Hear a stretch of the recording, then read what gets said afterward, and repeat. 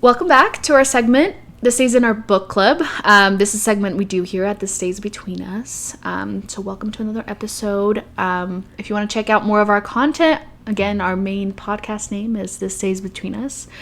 And we're going to start off by doing a little week recap. So what did you do this week? Yeah. Well, okay. Something that I want to share about that was new this week. I tried protein coffee for the first time. Oh. And it was actually really good. I was expecting it to have like a little protein taste to it. Yeah. But it tasted just like a regular coffee, except that I could tell myself it was slightly healthier. Healthy. Yeah. Did you use the powder in it, or did you use like one of those like protein shakes added to it, or did you just buy it ready? I just bought it. It was That's from even better. Yeah. Dutch Bros. If you've never heard of them. That's gross. What? Dutch Bros. Oh, I can't fully hear you. I'm glad they don't pay us. Not sponsored. It's not my fault. It sounds bad. Dutch Bros. Yeah, I need to go there more. I have one by my house, but I haven't gone too much. Yeah. Anyway, their like protein coffee was really good. It didn't even taste like. It's good. Yeah. That's awesome. Yeah, I need to try that. I'm not a big coffee person, but I need to get there. I mean, if you don't like it, you don't like it, but... Yeah, but I feel like I need something to wake me up, you know? And how many Coke Zeros can I have in a day before I explode?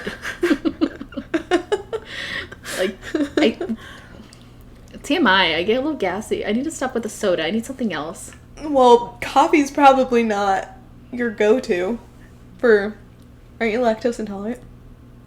Yeah. Oh, because you had a bunch of milk and stuff in there? Yeah. Well, I guess you could, like, there's always the substitutes. Like, oat milk or the other ones. Almond milk. Yeah. One of them. Yeah. I mean, I do have, like, the lactate that comes in handy. I just need to remember to take it, which sometimes I forget, like today. Yeah. And then I suffer the consequences. Well, there you go. Okay, well, this week we're talking about the book 7 Husbands of Evelyn Hugo. Yes. By I don't remember. I don't remember either. If we might go the extra mile with our editing and put her name down here, but if we don't, I'm gonna pull it up right now so I can tell you. I feel so grandma with this iPad. Taylor Jenkins Reid. Yes. That's what I was going to say. Yeah. Anyway, so we read the whole book. And so we said we were going to do halfway, but then we just we got too excited. Yeah. So do you want to start summarizing it or? Totally. Yeah, so let's see. Essentially, it starts off with this lady. She works for like a... What even is it? Like a... Magazine. Mm-hmm. Yeah. And they basically get the opportunity to go interview this woman, Evelyn Hugo, who was like a famous actress. And she was supposed to donate these dresses, like extravagant dresses from like different Oscars and whatever galas and stuff that she's attended throughout her life, and they were hoping to get like an interview with her, maybe like a photo shoot or something. And so they send this one woman. She did specifically request this one person who was not Monique. Thank you. I'm so bad with names, so bad. At least Evelyn Hugo is like in the title, so like easier to remember. We will say Evelyn Hugo every time. So she specifically requests this Monique girl, even though she's not the most senior journalist. She's very new. The whole magazine, and the magazine gives off a vibe of like what's that really famous magazine? Vogue. Yeah. It gives off like a Vogue vibe where it's like very prestigious, very well known, big magazine. Evelyn Hugo isn't known. She's like a very famous artist, not one to give any interviews, and then she tells this magazine she's gonna do it, and she requests Monique, but Monique is this like really new person. I feel like I just repeated everything you just said. It's fine. It's good to remember. A recap of the recap. Yeah, in case you guys missed it. Anyway, so she requests Monique. Everybody thinks it's, like, really weird. The editor lady, she's like, do you know Evelyn Hugo? Like, is there some sort of connection?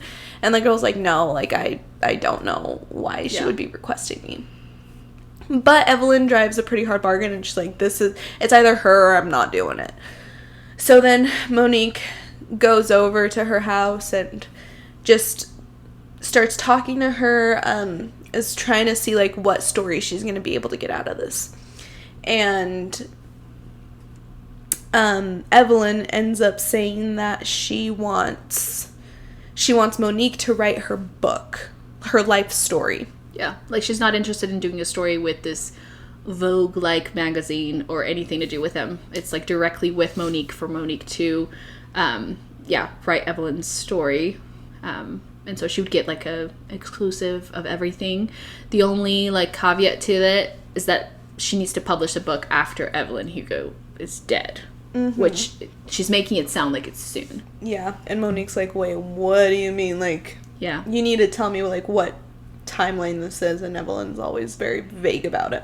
Yeah, and the problem with that is that if she agrees to it, she's putting her job in jeopardy because she's going against, like, her employer. But she could be making a lot of money from this book, but then, you know, she needs to know how soon she would make that money to compensate for losing her job. So she's kind of at a crossroads trying to figure out what she's going to do. Yeah. And then she ends up deciding to go forward with it because it's like this huge opportunity. This extremely famous celebrity who never gives interviews wants her to write her whole life story, and she is, like, mysterious.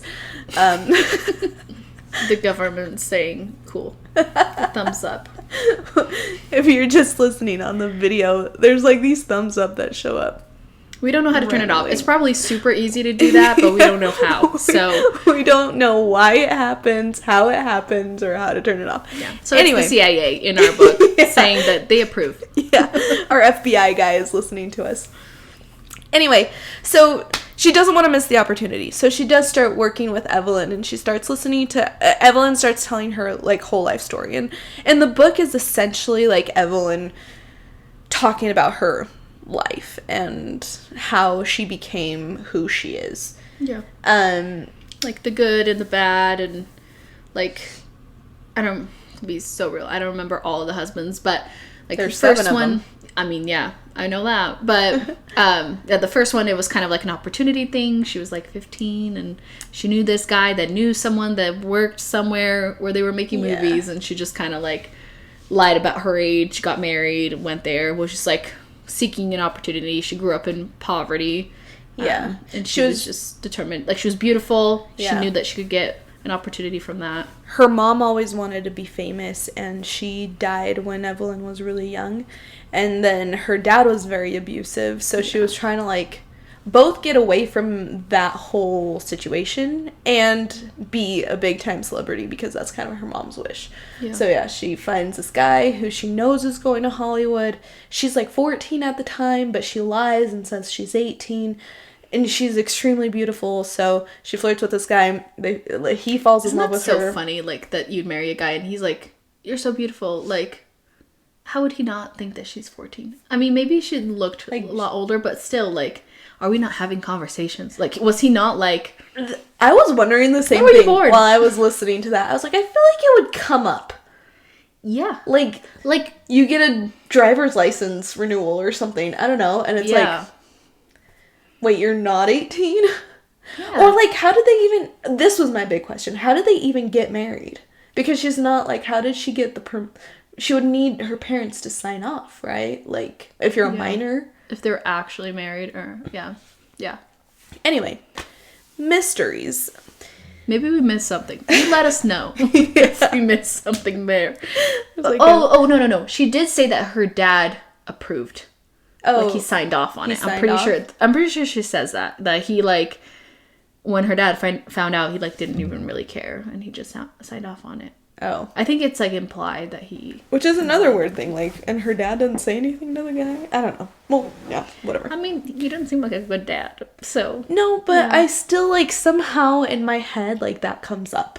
Yeah. No, I mean, I agree with you. Like, on some level. I'm trying to think of, like, in my own life. Like, I mean, we had to, like, apply for a marriage license. And then, I don't know, you have a birthday every year. How many candles does he put on the birthday cake? I don't know. It's like...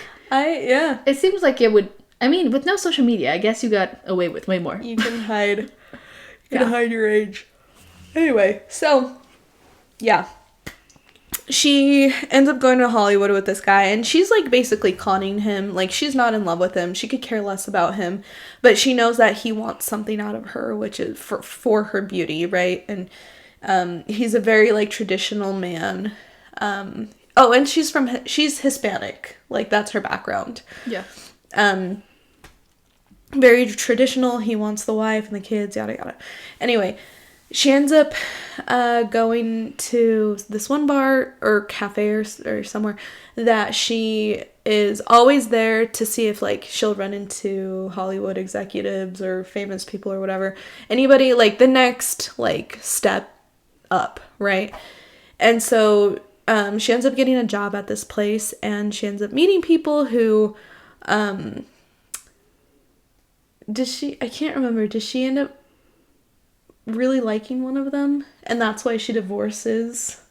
No, she gets, like, an opportunity to start, like, doing something to do with acting, and then basically, like, she's very, like, assertive, and she basically talks them into giving her an opportunity for acting, but they say that they need her to be, like, out in the town, and, like, it would really help her case if she's, like, if it seems like she's dating these other famous actors, so in order for her to act single, she has to be single. So then she divorces that guy, and he's heartbroken. She doesn't really care. And she goes off, and she starts this, like, fake relationship with John Adler. Yeah, I think so. And he's the biggest celebrity of the time. Super famous. He's headed to be like a very big name. And it starts off as, like, kind of a, like, fake, but they end up actually really loving each other. Madly in love. That was, like, one of the most heartbreaking... I can't talk. Heartbreaking. It's, like, super heartbreaking because, like, it's, like, so romantic, right? Like, they have to pretend to be dating, and then they're, like, kind of faking it and kind of not, and then they cross that line, and they're like, we actually really like each other. And then, like... Yeah, and then, he asked her to marry him, which, like, it doesn't really say the timeline, which was kind of interesting. That caught me off guard, but he proposes to her, like, in the apartment before they're about to go to, like, a gala or something, and she's like, are you serious? And he's like, yeah, like, I was gonna do it there, but I wanted us to have our moment, or whatever, and know that you would say yes and mean it. And she says yes. They're super excited that he goes and does it in front of everyone. It's this thing, and then they, officially get married, and it's so exciting, but they're then super happy at first. Yeah, and it's great. Dun, dun, dun. Yeah, and then she says, like, they were married for 2 months before he, like, started beating her, which is just, I mean, yeah, I guess that's how it happens, right? Like, abuse doesn't happen from the start, otherwise you wouldn't even, like entertain it, but it's just, like, it's the story, and then it just, like, takes you there, and it's just so sad. So sad. Yeah. So scary too, like, to think that could happen. You never know, you know? Yeah. Anyway. So yeah, Men are the worst.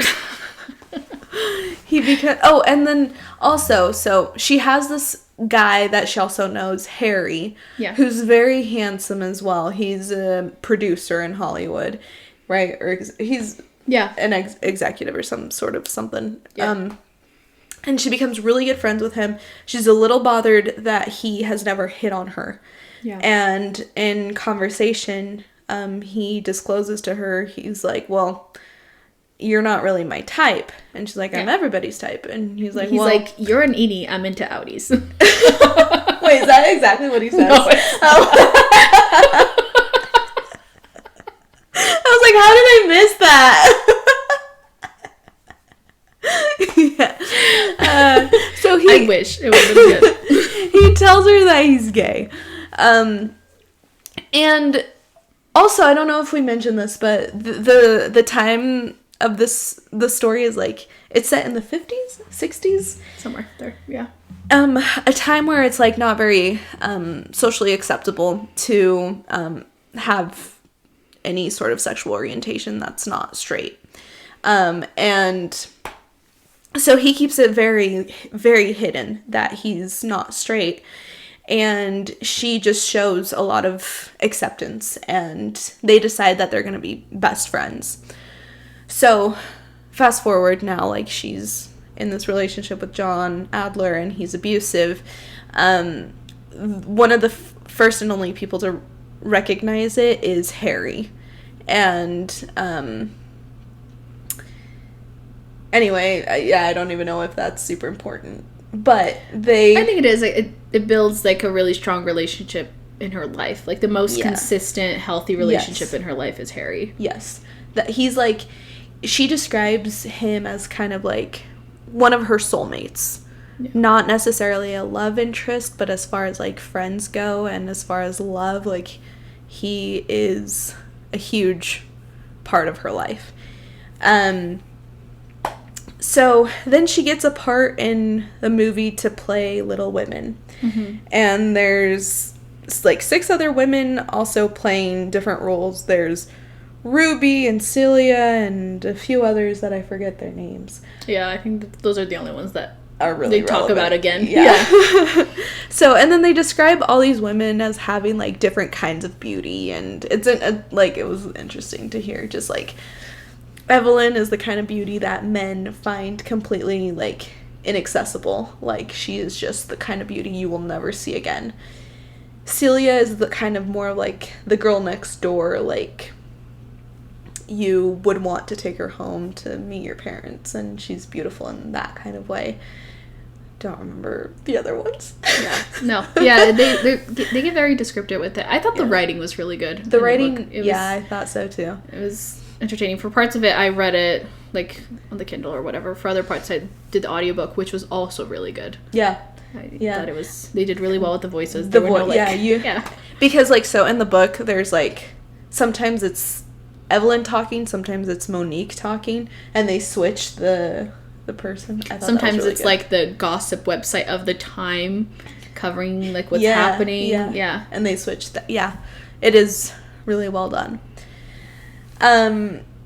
So anyway, so Celia she's one of the actresses in this movie, and she is she's newer to Hollywood than Evelyn is. So she starts, like, trying to befriend Evelyn and learn more and kind of grow, and then Evelyn's like, hey, like, I know what you're doing, like, you're trying to use me for clout, basically. Yeah.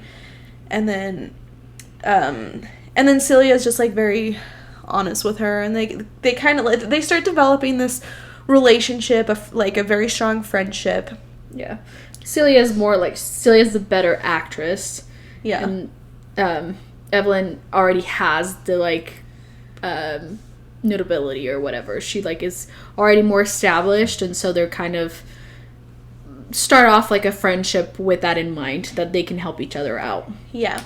Yeah.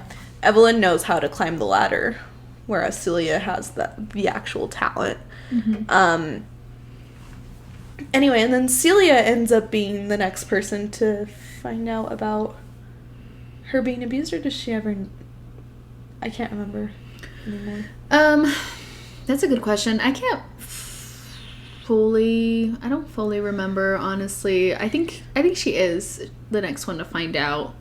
And then, yeah. And then it kind of goes on for a while, and then eventually they're at a, like, gala or something, mm-hmm. and someone... Ruby approaches Evelyn and tells her that... I love how you're like, this name? This name? You obviously need help. I need it. Thank you. I feel supported right now. Yeah, she tells her, like, that Celia is gay, and then Evelyn is surprised because she's like, oh, we've been hanging out. Like, I didn't know that about her. And and then around the same time, at the same time, she finds out that her husband is in another room, like, getting it on with someone that's not her. And she's basically like, do I go find Celia or do I go find my husband? And she wants to go find, and before she has a chance to even decide, Celia finds her. Mm-hmm. And she kind of finds out that she has a thing for her, and they kind of, to be honest, that part I did the audiobook, and my kids were going insane, so it's a little blurry. But I know they get together. Basically, they kiss. But she stays with Adler for a while, right? Or no, immediately she goes home, right? Yeah. At one point she goes home, and she goes to him and says that she knew that he was cheating, and then I can't remember exactly. Or no, he leaves her. Well, yeah, so Harry takes her to his house. And then when she goes back home, she finds out that John has left her. Oh, that's right. Yeah. Anyway, so, and then, there's a whole divorce settlement thing, and then, she ends up, like, he leaves her the house, but she can't talk about his abuse to her. Like, he's fairly, I hate to use the word generous, because that man sucks, but financially generous just to shut her up, essentially, and keep her from ever disclosing it. Yeah, he gives her, like, half of his everything, but, she's not allowed to disclose it, and she loses her agent, right? Or, like, she gets kicked out of her. They drop her. Yeah, I don't know if it's her agent or, like, the studio. Yeah, they also represented the husband, so she sort of gets blacklisted in Hollywood. So then she's struggling to find work, and she goes through this period of, like, kind of having a hard time with that. And Celia is very supportive. As a friend, though, they don't really explore the romance side of things. Yeah. They'll, like, she'll sleep over, right, at Celia's, but, like, they don't at touch or anything. Yeah. And anyway, so then she finally, like, goes off to France to find some work. Mm-hmm. And she meets this French director who... Max, right? Yeah, who gives her a role, and it's, like, one of her most iconic movies because... It's scandalous. Yeah, the French director wanted her to be, like, fully nude in a scene.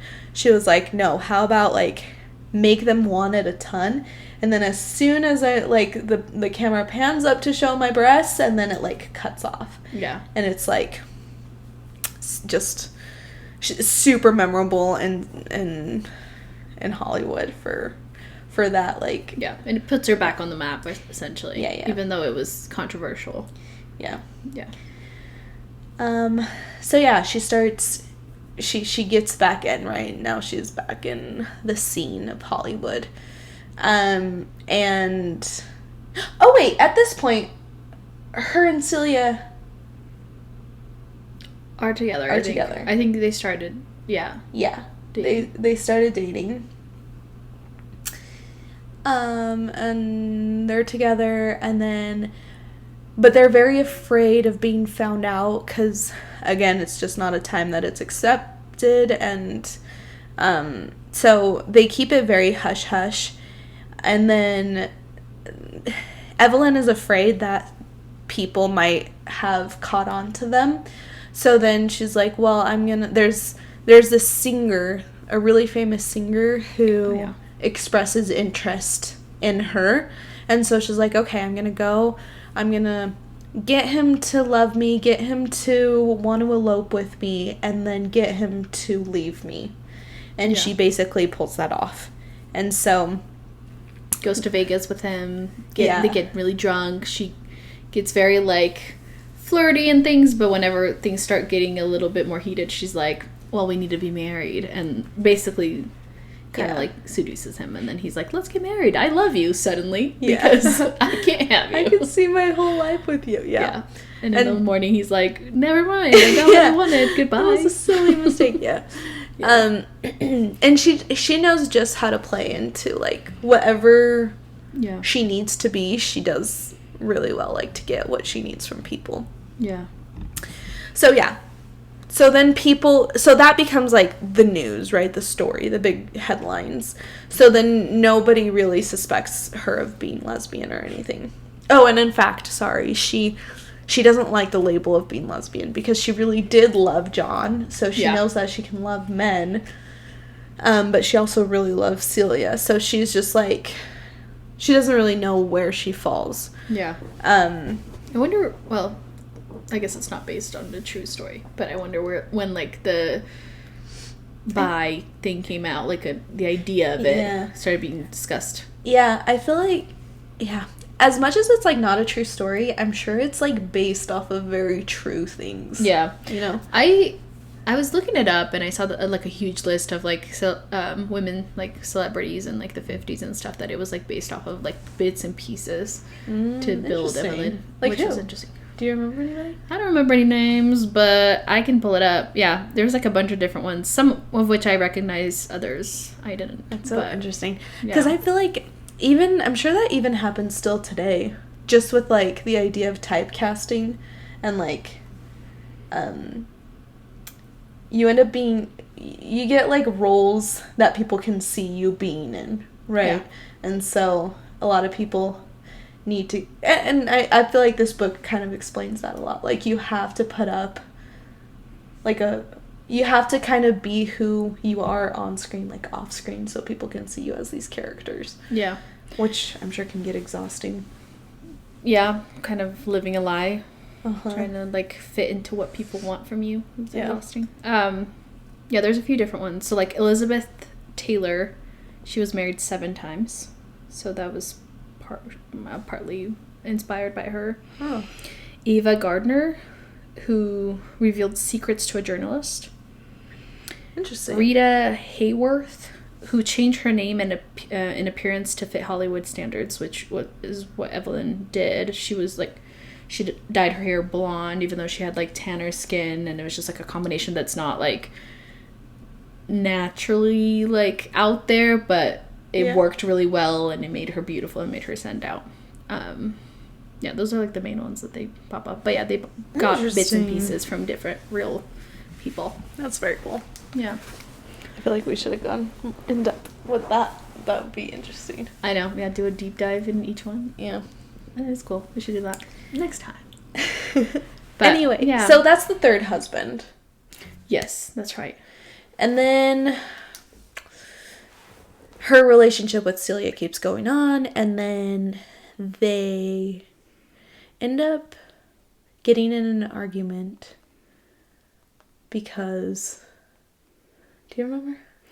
I think the whole thing was Celia didn't like the idea of Evelyn sleeping with other men. So it was like, she didn't think that she was actually going to sleep with this guy. She was just going to marry him. Yes. So she was mad. That was brought up. Yeah. She got mad at that. And she got pregnant. Oh, yeah. That was what it was. Evelyn got pregnant. And that's how she found out that they had slept together. Yeah.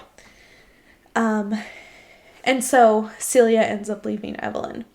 Evelyn doesn't go through with the pregnancy. But they... Mick Riva, that was his name. The singer. Oh. I kind of forgot. Like Mick Jagger. Yeah. That's what I was thinking the whole time. Yeah. Anyway, so yeah, they break up. They don't talk. Evelyn feels like if Celia wants to come back, she will, and she's not one to really push it. She's kind of a believer of, like, if it's gone, it's gone, you know? Yeah. She doesn't really know about, like, fighting for things. Mm-hmm. And then, who's her next? The next one, it's Rex, but I can't remember exactly who he is. Rex North. Because I remember the last couple ones, the last few, 3. I can't remember. I remember hearing Rex, but I can't remember what his deal was. Let's see. Let's find out. I swear we read it. Well, so her and Celia, while you look that up, her and Celia don't talk at all for a long time. Like, several years. And then... Oh, okay. Yeah, so he was the one that was in the movie with her. And they were trying to promote the movie. Oh, remember, right. Okay, so yeah. It was completely fake marriage.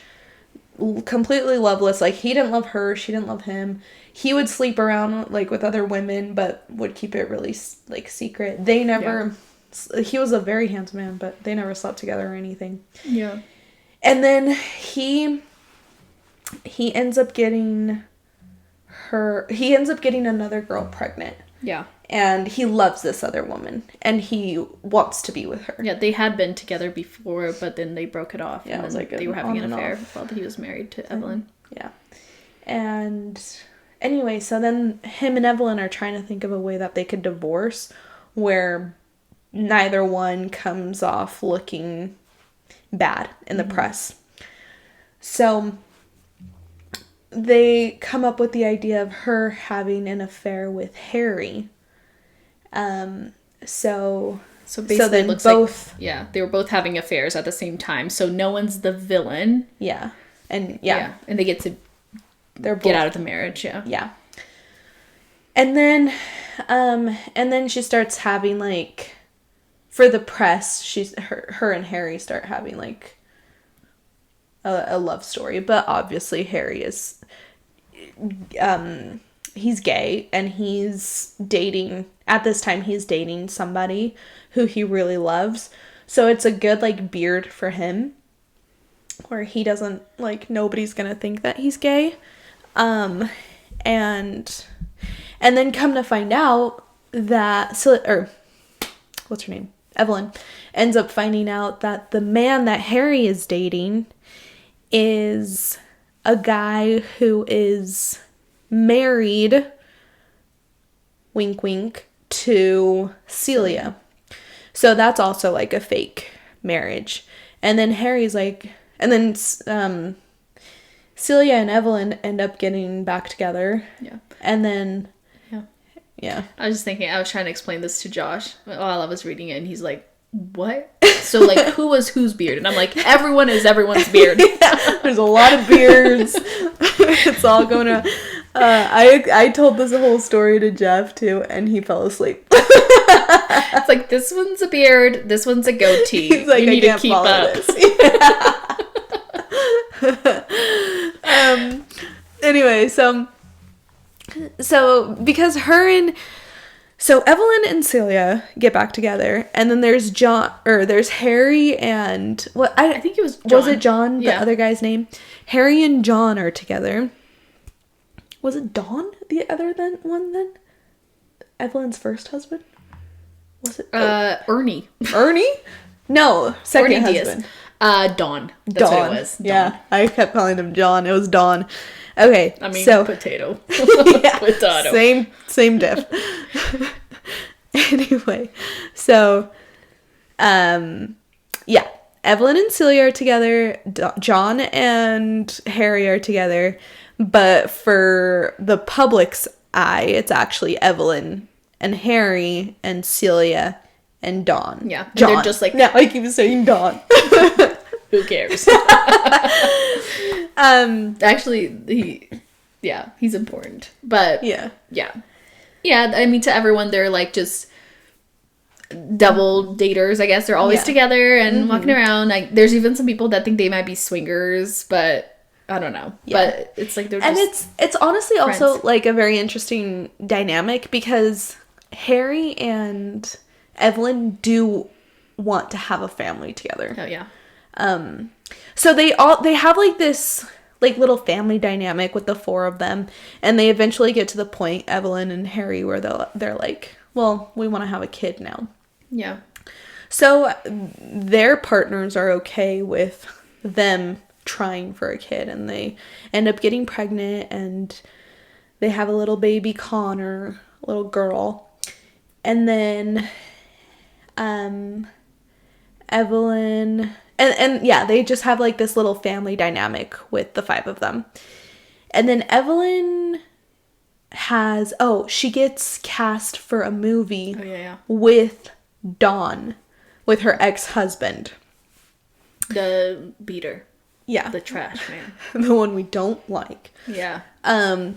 They're in a movie together, and there's a scene that they end up having sex during, and like she's supposed to orgasm in this scene and like have it like be very real. We're fully talking about it. Thought we were gonna do like glaze over it.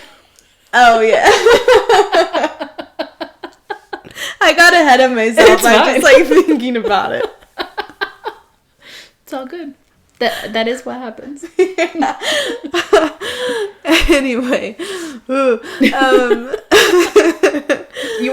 you were handling it so professionally, and I ruined it. You're like, matter of fact. Oh my gosh, so Anyway, they got it on, and she like in the moment she's thinking like, this is like super, when the idea is pitched to her, she's like, oh my gosh, this hasn't been done before. Like, it would be such a good breakthrough for like theater, like it's so whatever. And so she just does it. Yeah. And then she, after the fact, is like, oh, maybe I should have talked to my partner about it. Yeah. So she like goes to talk to Celia and is deceptive. She tells her like, oh, so they pitched this idea. I was thinking about maybe doing it. Wanted to know what you think. And Celia's like, well, actually, like, I'm not okay with it. Like, I wish I was. Like, it sounds like it would be awesome, but, like, I think I would be too jealous. You know, that's such an intimate, private thing. With your with your ex. And with your ex. Yeah. I think even if it was just with another person, she wouldn't have been okay with it. But I think that made it worse, for sure. Uh-huh. And the fact that they also have the history of Evelyn sleeping with someone else while they were dating. Anyway. I can't remember how she found out. Did she just say, like, well, I did? I can't remember. Yeah. She found out. Yeah. So, yeah, it was just, like, Celia said she wasn't okay with it. And then Evelyn was like, well, I already did. Like, I already Which, I mean, to be fair, like, I would be pissed, too. Like, I mean, I could never marry an actor for that reason. Yeah. And I could never be an actress because I would fully fall in love with everyone. Be like, what are we? Okay.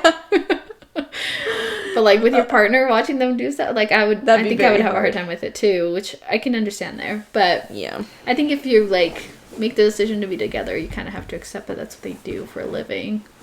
Yeah, and that's what you signed up for. So it's like, yeah, it's a very hard line to toy. Yeah. Especially with like Evelyn is a very like, she's somebody who's thinking about the next step in her career. It's also hard to, like... Yeah. And if you're gonna, do anything to prevent her from moving forward in what she wants to do, I think either Celia would have been upset about her doing that, or Evelyn would have eventually left because Celia prevented her from doing something that would have... her. Yeah, I think so. Mm-hmm. So, anyway, Celia leaves again. And I think this time Evelyn tries to chase her, right? She tries to call her a bunch of times and whatever, and Celia is just not receptive to it. Yeah. So then she like divorces John, right? And kind of leaves the little group that they had. Little family. Yeah. So then Harry and John are still together and they're very in love. And the French director from before, I don't remember how he's reintroduced, but he ends up telling Celia that he loves her. Yeah. And Celia actually, not Celia, Evelyn. He tells Evelyn that he loves her.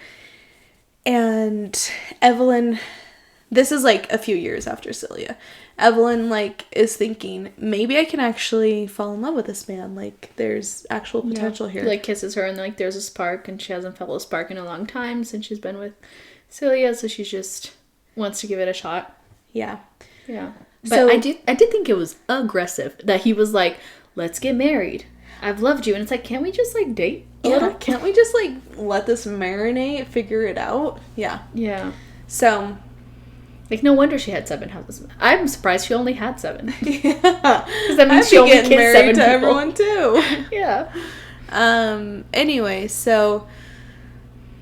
Her and Harry is as supportive of a friend / co-parent as possible. And he's like, hey, this is, like, if this is an opportunity for you to love, like, let's get divorced and you, like... go through with this with what's his name? Max. Mm-hmm. So then Harry and Evelyn get divorced, and she gets married to Max, and this is her 5th husband. 6th. 6th? Mm-hmm. 6th husband. And they're married for a while, but she quickly, like, is aware that he doesn't really love her. He loves the idea of her. Yeah. Like being with a star. Yeah, of a star, like the most beautiful woman. Yeah. Like, he likes to parade her around, but he doesn't. Which, like... if they had dated, she would have found out. I know. Like, gone on 2 dates. Yeah. She had gotten to know him. Yeah. Like, yeah. So, she's quickly, like... disenchanted with the idea of being with him. And then while they're married, her and Celia start exchanging letters. Yeah. Right? They kind of had, like, some moments. Evelyn, like, won this Oscar or something, and then she kind of gives a nod to Celia. Like, I can't remember exactly what she says, but it's, like, to a person, like, that's really important to me. I like, just want her to know. Very influential woman. She, like, says woman, and she's, like, referencing Celia. And then, when they were first getting together, Celia had gotten an award, and Evelyn was watching it from home. This was when Evelyn had gotten blacklisted and stuff. She was watching Celia won this award, and she, like, went to kiss the TV, and she, like, chipped a tooth kissing the TV because she was so excited when Celia won. So then, fast forward to, like, years later, as they're, like, apart for so long, Evelyn does that nod for Celia, and then Celia wins an award later, and she says something along the lines of, like, if anybody's thinking about kissing their screen tonight, just make sure you don't chip your tooth or something. Like, gives a nod back to Evelyn, and then they end up contacting each other, and they're, like, exchanging these letters. And Celia's basically like, which I thought was a little annoying. She's like, you didn't really come after me. And she's like, I called. And she's like, well, not enough. It's like, okay, well, let's be better about that. Yeah, it was like, Evelyn really tried. And then Evelyn's like, well, I even, like, I made a nod to you at, like, the ceremony, the award show. And she's like, oh, I wasn't for sure that was me. Yeah. And also, it's like, girl, do something. I know. It's also funny because it was, like, before texting. You would think she would have been like, was that for me? Or something, you know, like a drunk text. Something. Like, yeah. I don't know. Yeah, Evelyn really tried. And then for Celia to just be like, yeah, well, I didn't know, you know. Yeah. And that would imagine how tiring. Like, it's romantic, but also how tiring to, like, be exchanging letters and, like, waiting days for a response and, like, still being committed to doing that. I would have been probably like... why people loved each other more back then. I was like, ew, like, it's romantic, but, like, I can't wait that long to hear about it. I've already, like, when I was I'm already married to someone else by the time you letters back. You would think. She's like, actually, I'm on my 9th husband, but it's fine.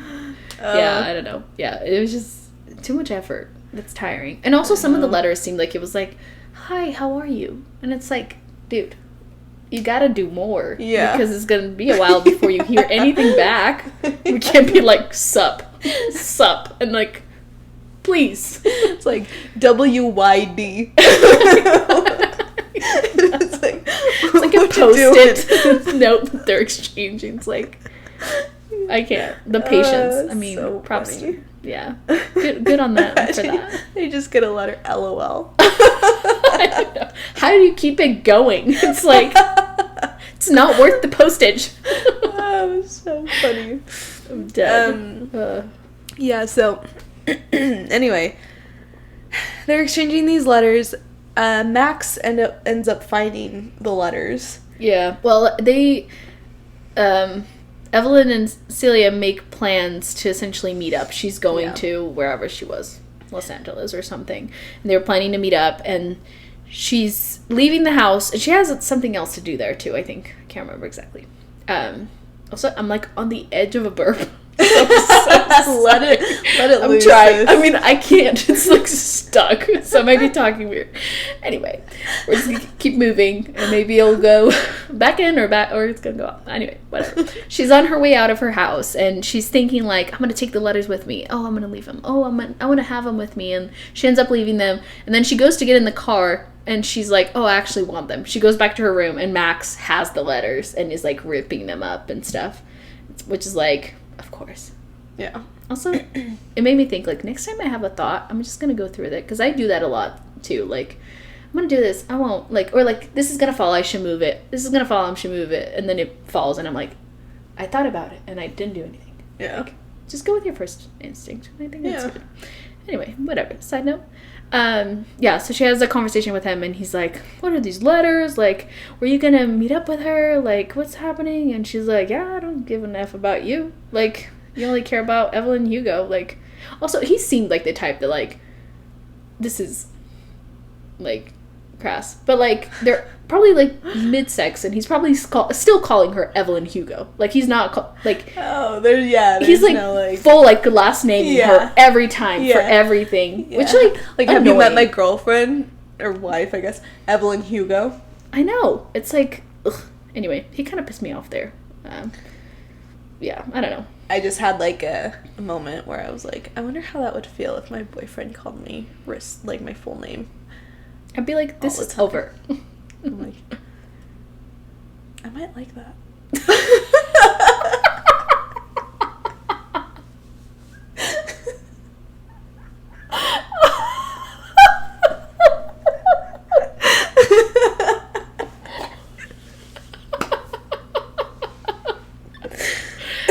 All right, we'll report back.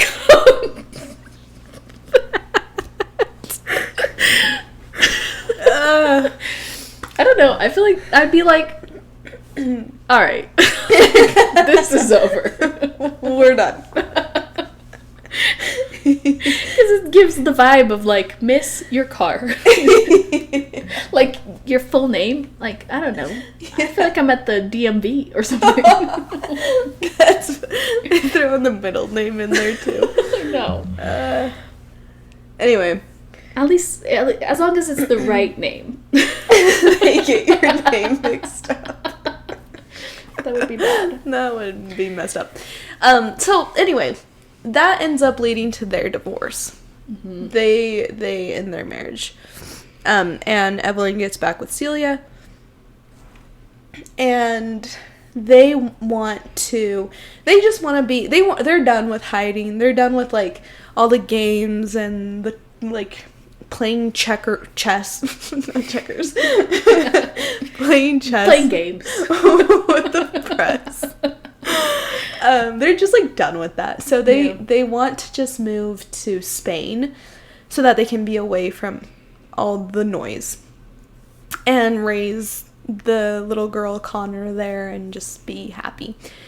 Oh, and we forgot to mention also that Harry's partner, John, ends up dying from... I think he has a heart attack. Yeah.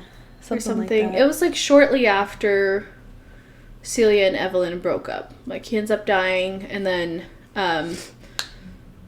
Harry's just not doing well after that. He's, like, drinking, day drinking, and, like, just not well. But then towards where we're at right now, he's, like, it sounds like he met someone that he was really excited about for the first time since the love of his life passed. He was very in love. He starts to feel real love for this new man. And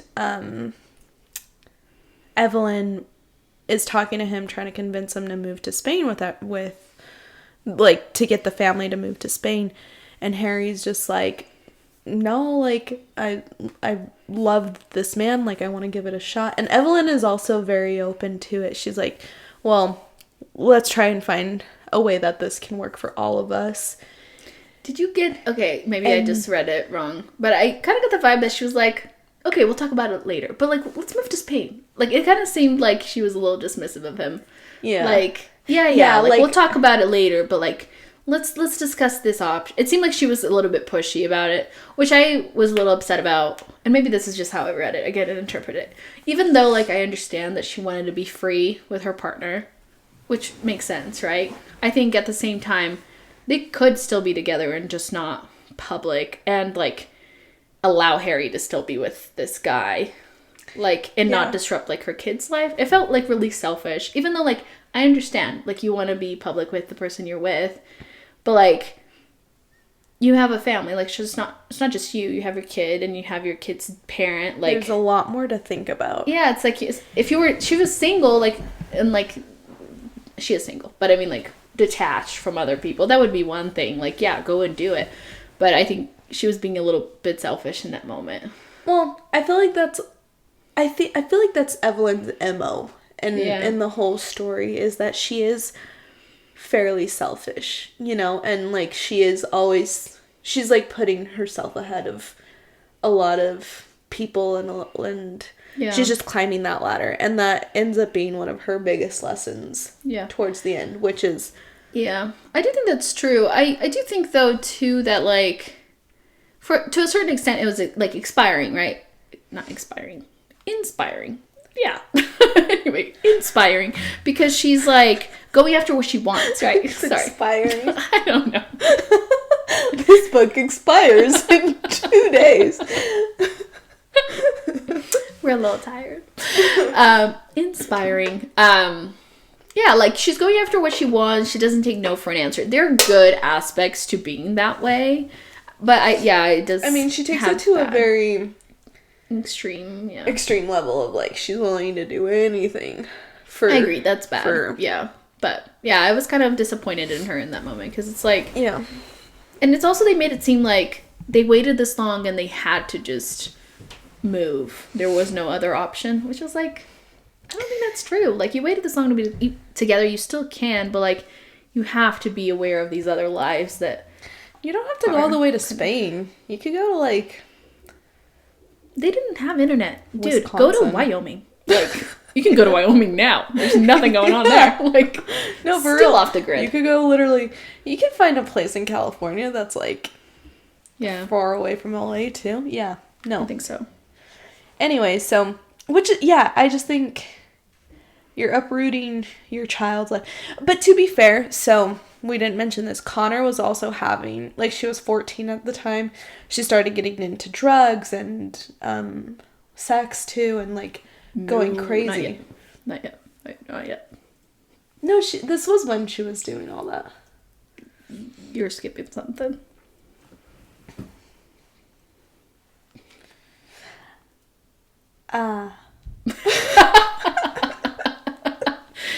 So she's still a kid, I think. I don't know. I can't remember how old she is. I think she's like 5 or something.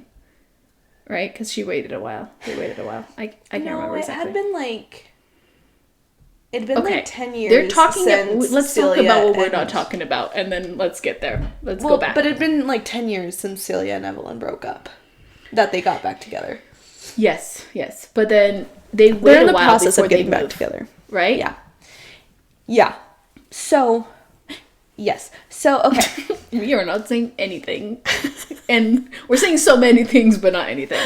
Essentially, they're talking about the idea of moving. And then they're supposed to, like, get out of where they are or whatever. Evelyn's supposed to go meet Harry at his house or at their place in Los Angeles to pack their things to go back to their daughter. Mm-hmm. And she pulls into the driveway. I guess she's in, like, not an Uber, but, like, whatever the Uber version was. She has a driver. A driver. Oh, yeah. I made it so much more complicated. Her driver. But it didn't seem like she knew him. No, it was like it was like either a taxi or something. Yeah. Uber before Uber. Taxi. I haven't said taxi in a long time. Just realized. Yeah, so they pull into his house, and the car had basically crashed into, like, a tree. Is that what it was? Yeah. It was like a bad accident. Yeah. She gets out of the car, the taxi guy does too, and they realize that Harry's was the one driving, and he's, like, in critical condition, and the passenger guy is dead. Yeah. And so I get the thought process, but I also don't understand it. It was also, like, kind of weird. Easy to disprove, because, like, wouldn't there be blood on both seats? Yeah. It was kind of sketchy. Yeah. They basically move the body of the person that's in the passenger seat to the driver's seat, and then take Harry out of it, and then take him to the hospital. Yeah. Which is wild, because you're taking him to the hospital. I'll like that. How do you explain what happened to him? Yeah, and how much time are you wasting in just, like, that whole, like, exchange? Yeah. And the reason... So what... the thought process behind it is that Evelyn is trying to protect Harry's image, because he was drunk driving. Yeah. And it seemed like he could survive, so if he did, he would have gone to jail, because the passenger died. And, yeah, she didn't even want Harry thinking that he was responsible for the passenger's death. And she also didn't want Harry to be found out, because he was driving with a man, which I feel like would be kind of a jump for people to be like, oh, they were in a car together, they must be lovers. Yeah. Although that is, like, the truth, like... Yeah, there's other explanations. People driving cars together. They could be friends. They could be working together. Yeah. Yeah. Anyway, but that's kind of, like, her thought process behind this whole thing. And so she puts the passenger into the... and then she takes Harry to the hospital. It pays them to not ask questions, which I'm sure it's a real thing, but that's disappointing. Yeah. So, in the hospital, Harry ends up dying. Mm-hmm. And, yeah. And then that's what sets off Connor, the little girl, then. That's when she starts doing drugs and gets into... I think she gets a little bit older, a few years past, but her behavior just starts, like, escalating because her dad passed. And then they choose to...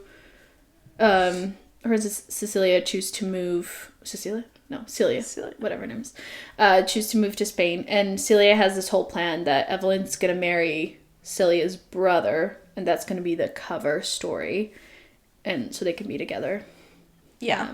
So they do. They go to Spain. They have a quiet little life. Yeah. Connor grows up, eventually moves out, goes to school, whatever. Yeah. She finds out that... Also, we forgot to mention, when they get back together, Celia and Evelyn, Celia mentions, like, hey, you have to be very ready to lose me again. Yeah. Because she found out she had a disease. What was it? I don't remember. Something that came from them smoking so much. That's the only thing I remember. Oh, yeah. I don't remember exactly what it was. Right? Yeah. Anyway, so she was going to die. They didn't know when, but it'd be, like... Soonish. Like, a few years, though, right? They got a few years together. I think they said 10 years. Yeah. And I think she survived a little bit longer, but not much. Yeah. So then Celia ends up dying. And then at that point, they decide...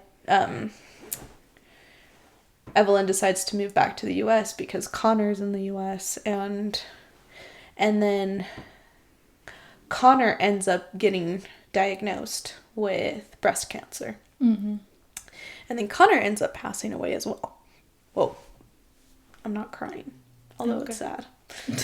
Like, it just sounded like a... Don't forget, I'm dead inside. That was a hiccup. Yeah.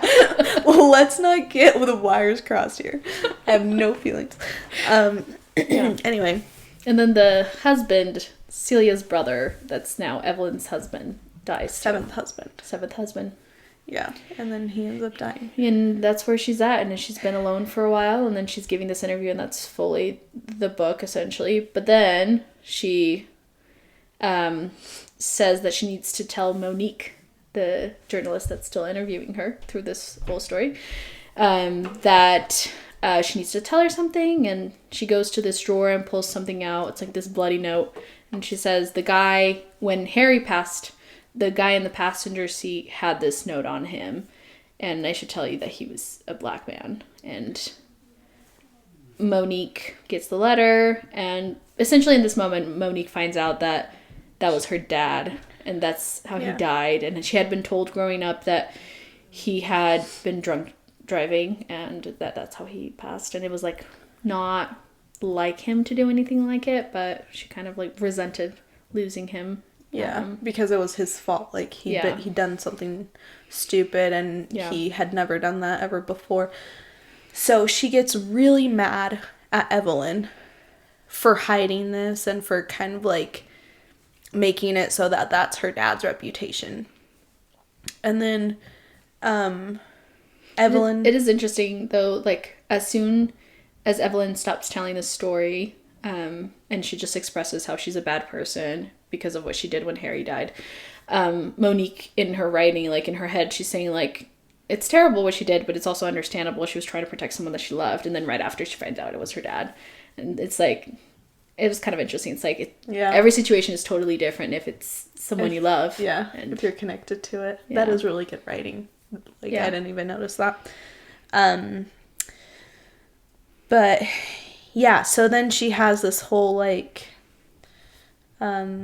she just doesn't know what to do, because now she kind of hates Evelyn, but at the same time, like, she still has this phenomenal opportunity with the story.